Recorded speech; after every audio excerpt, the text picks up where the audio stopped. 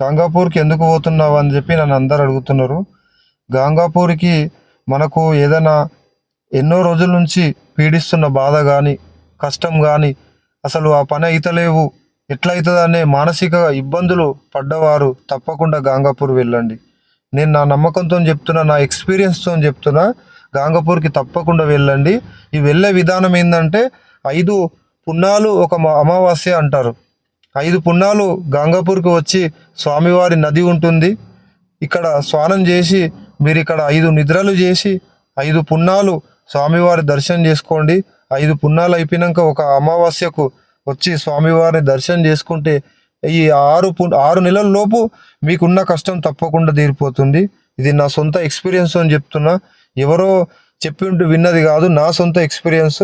నేను 5 పున్నాలు వచ్చేలోపు 3 పున్నాలు వచ్చినాక నాకున్న కష్టమైతే తీరిపోయింది. దత్తాత్రేయ స్వామికి నేను జీవితాంతం రుణపడి ఉంటా.